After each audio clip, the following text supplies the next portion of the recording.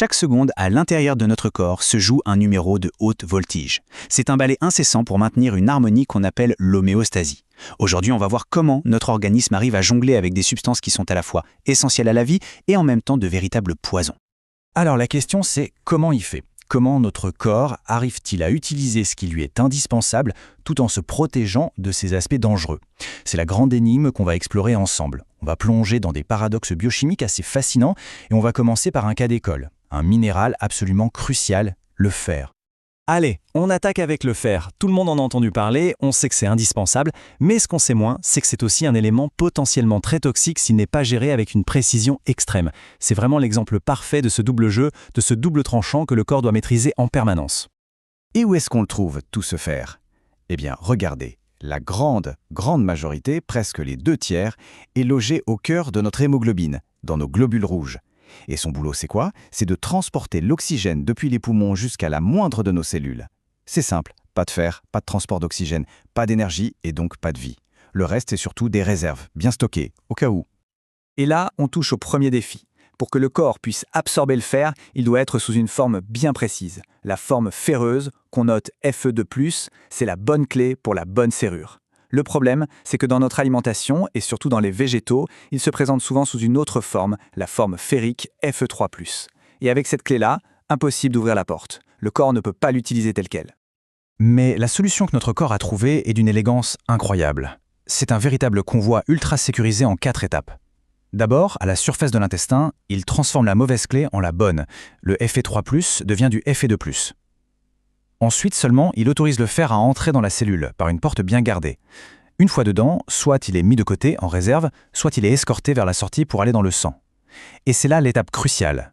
À peine arrivé dans le sang, il est immédiatement pris en charge par un garde du corps, une protéine qui l'empêche de faire des dégâts et le transporte en toute sécurité.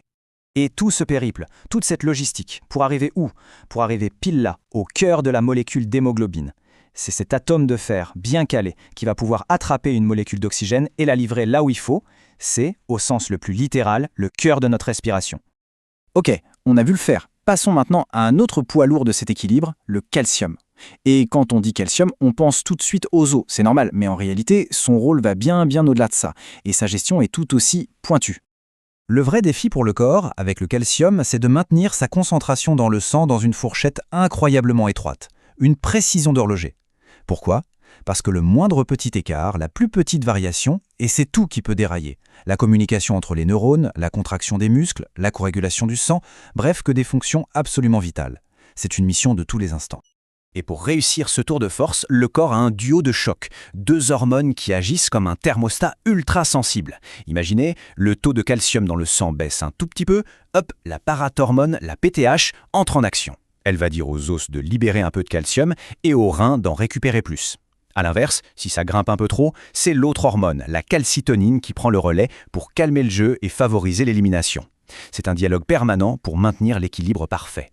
Bien, on a parlé des minéraux. Maintenant, on passe au paradoxe des paradoxes, celui qui concerne l'élément même qui nous permet de vivre, l'oxygène.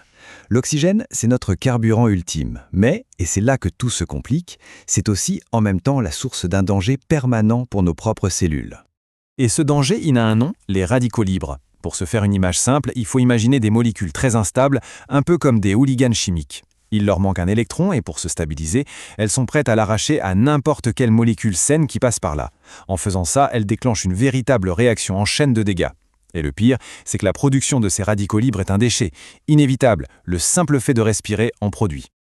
Et ces agresseurs ne choisissent pas leur cible au hasard. Non, ils s'attaquent à ce qu'il y a de plus précieux dans nos cellules.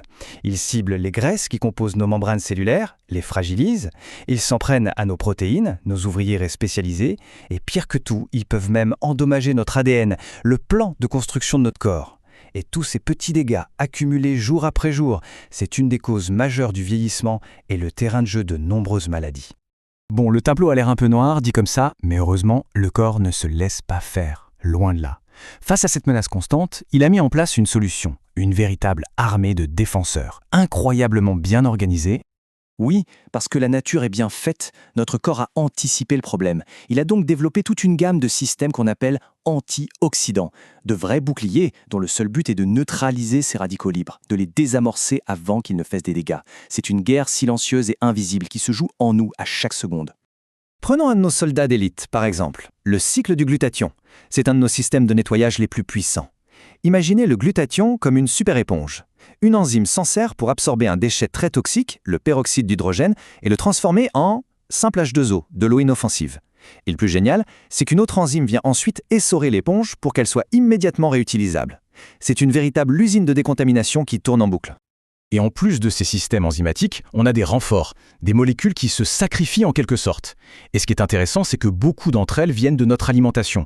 La vitamine E, par exemple, va se nicher dans les membranes de nos cellules pour les protéger de l'intérieur. La vitamine C, elle, patrouille un peu partout, et elle aide même la vitamine E à se régénérer après un combat. Et bien sûr, on peut ajouter les polyphénols des fruits et légumes ou le sélénium. Tout ce petit monde travaille en équipe. Voilà, on a parlé du fer, du calcium, de la menace de l'oxygène et des défenses du corps. Maintenant, il est temps de rassembler toutes les pièces du puzzle. Concrètement, qu'est-ce que ça veut dire tout ça pour notre santé au quotidien ? Le problème, c'est quand la balance penche du mauvais côté, quand il y a plus d'agresseurs, plus de radicaux libres que de défenseur pour les gérer. Cet état de déséquilibre, on lui a donné un nom, le stress oxydant. Ce n'est pas une maladie en soi, mais c'est un terrain fragile. Un déséquilibre qui, s'il dure trop longtemps, accélère le vieillissement et devient un facteur de risque important pour des dizaines de pathologies. Au final, on voit bien que cet incroyable équilibre n'est pas juste une histoire de biochimie dans un manuel. Il est directement influencé par notre mode de vie et surtout par notre alimentation, puisque c'est elle qui fournit une bonne partie des munitions à nos systèmes de défense. Alors la question qu'on peut se poser pour finir, c'est celle-ci. Maintenant qu'on sait ça, comment nos choix de tous les jours peuvent aider notre corps à faire pencher la balance du bon côté ?